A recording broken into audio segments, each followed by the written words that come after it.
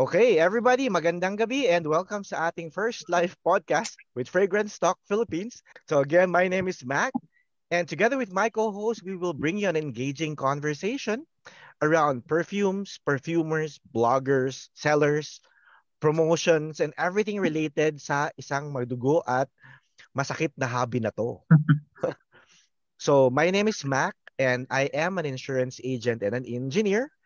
And lagi namin sinasabi, ano ba yung top 3 fragrances mo? So, After Effect, Funny, Stronger With You, absolutely, and Valentino, Born in Roma, Coral Fantasy. Hi, good evening, everyone. I'm Renz. I am a mechanical engineer and also a property manager. I'm currently working with the DTI. Number one, your Savage Elixir. TK4, your Home Intense. Ako po si Ralph, no? Siguro nakikita niyo ako sa fragrance community din. I am a church and community worker, Wanted by Night, Memos African Leather, Towers Sundowners. I am Paul Christian Santos. I'm a registered pharmacist by profession, pero may passion for fragrances. Blue Seduction by Antonio Banderas, Zara Vibrant Leather, The Body Shop White Musk. I'm RX Itang, Bredo Valdez, Hoyes and Libre, and Lelabo Santa Cruz. So, pinakagwapo, pinakamagaling din mag-review. Agree. Oh. At ito, sinisisi ko rin siya kung bakit ako nagsimula sa perfumes, sa collecting at sa vlogging. So, let's all welcome Greg Parilla. Ano yung top 3 favorite perfumes mo? First of all, I'm Greg Parilla. Currently, I'm a full-time content creator. At the same time, I'm one of unit heads ng AFTA, financial advisor. Ayan. First would be Tenkat Buffet. Maybe Valentino Uomo, EDP. Probably is Asibat. Sino yung nag-inspire sa'yo na mag-collect? At kumbaga, paano mo nasimulan yung collection mo? Nag-start kay parang Jerry. Nung pumutok yung parang top 10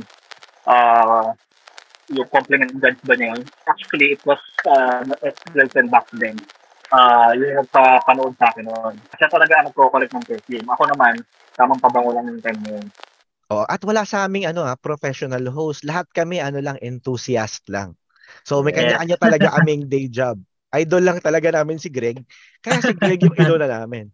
Ano nga ba yung process na ina-undergo mo, Boss Greg, prior to the posting of reviews ng mga fragrances? You have to listen to the subscribers. So I check yung comments kung alin din yung parang tingin ko if relevant at the same time, like parang balance of relevant at the same time.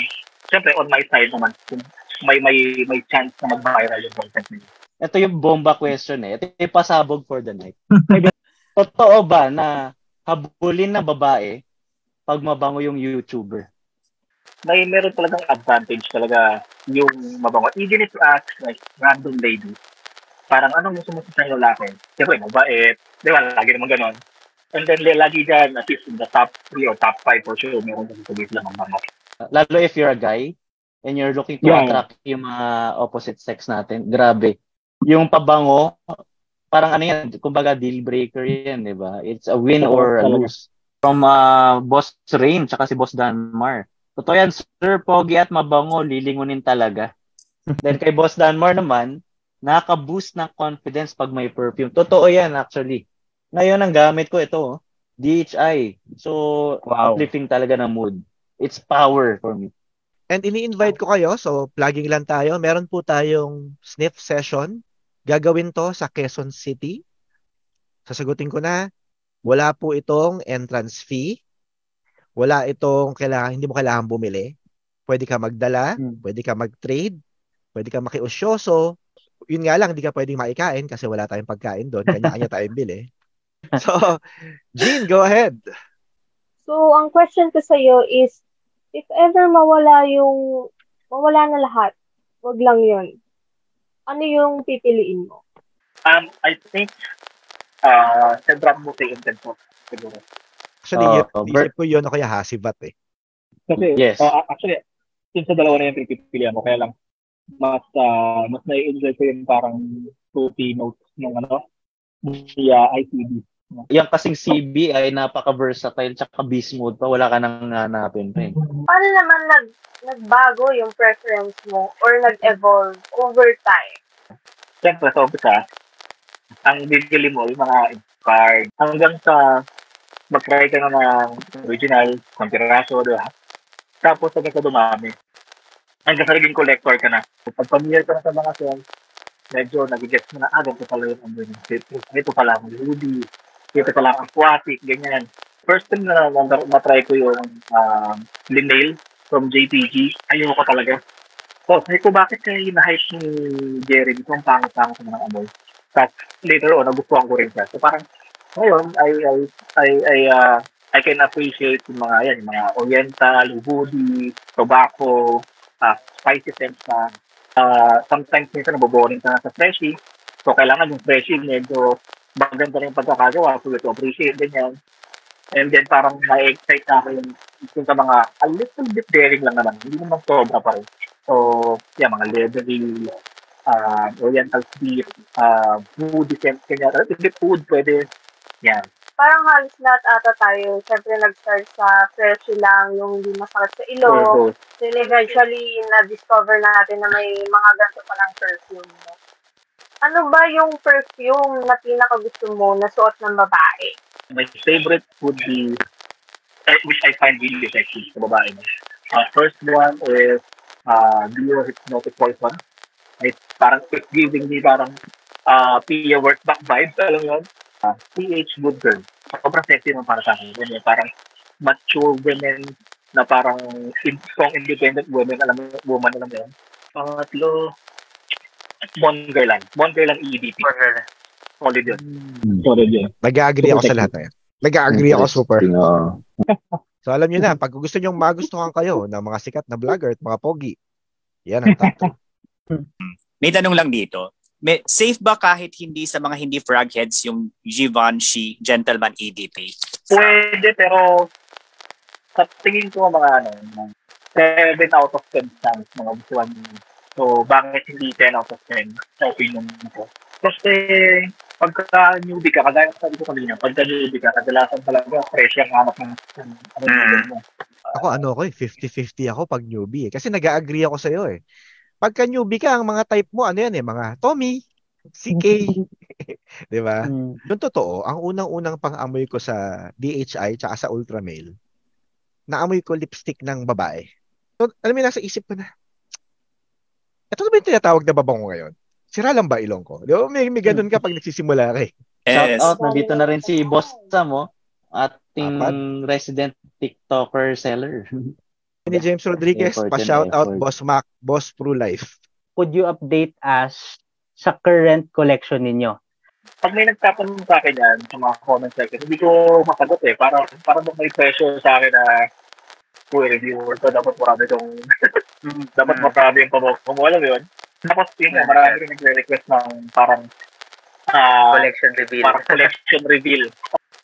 Siguro hindi ako lalampas ng 150. Siguro nasa around 100, more or less 130 bottles siguro. Hindi yung full bottles hindi ka sa kami bitan. Mas marami ka dapat pabango kung hindi mo binabuy and sell. Kasi karamihan ng mga kakilala ko na maraming na-encounter na pabango, binabuy and sell nila kasi gusto nila na mas marami silang maamoy. Kasi ang gastos ng hobby na to no? Oo, totoo. I agree. True. Kilala ko na ang pabango niya lang is 30. Pero pag tinatanong ko siya about dun sa mga iba-ibang pabango, may opinion siya kasi ang ginagawa niya daw.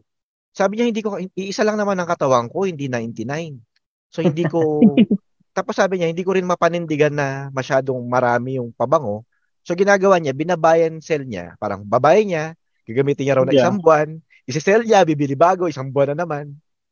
O minsan, pag hindi niya masyadong type, 1 linggo daw, binibenta niya. Pero, totoo po yun,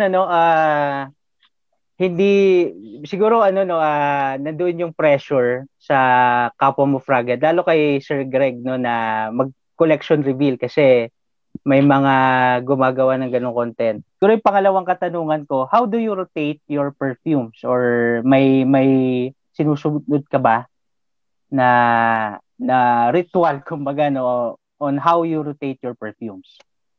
To be honest, wala ko kung gawin yan kasi nakakita ako ng mga parang mga reels na parang one week rotation kaibig ng mga post na group Pero wala akong specific rotation na parang ito gagamitin for the week because lagi talaga ako when I choose my fragrance for that day, lagi talaga ako based on my mood.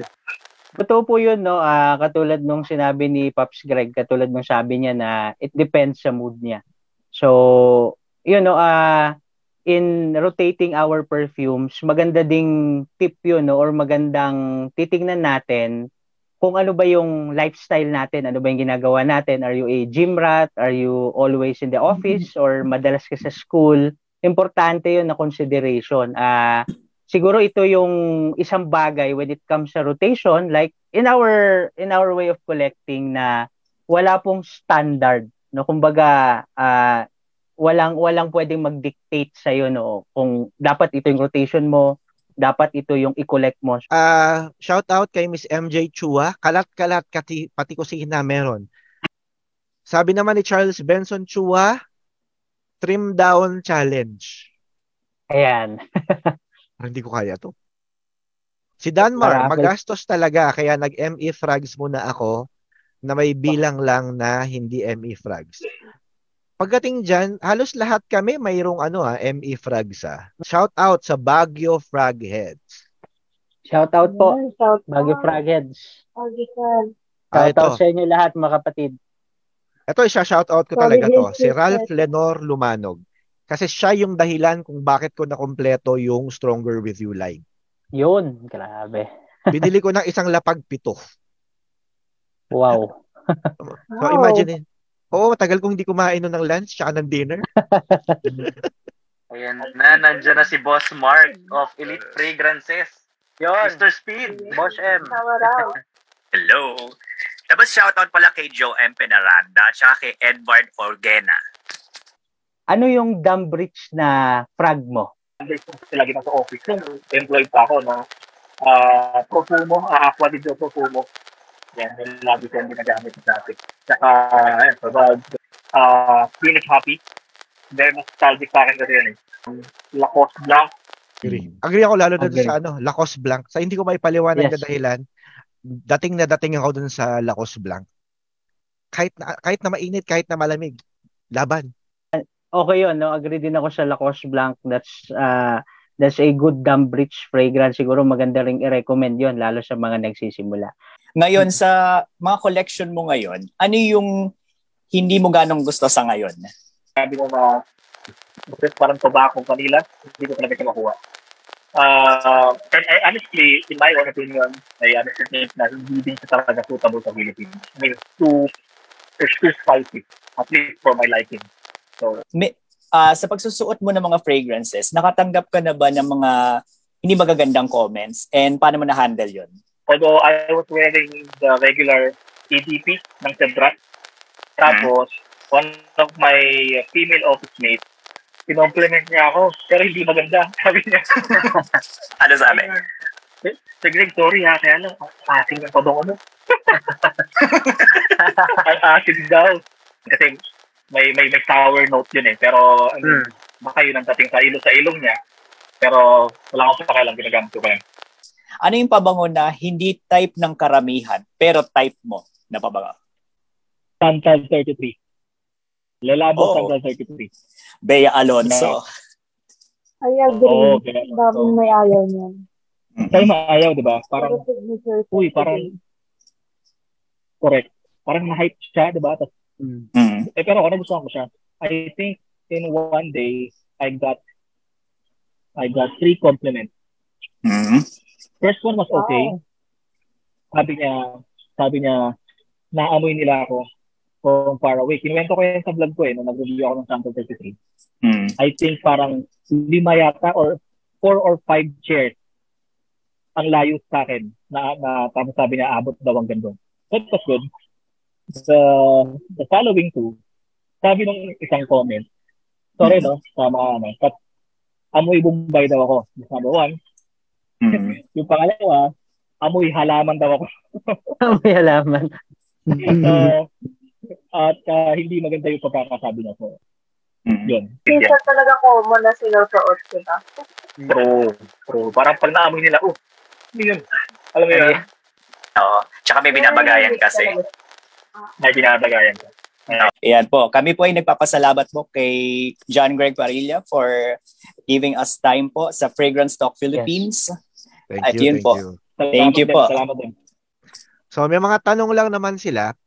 Ilang spray daw at saan ka nag-i-spray ng pabango? Yan.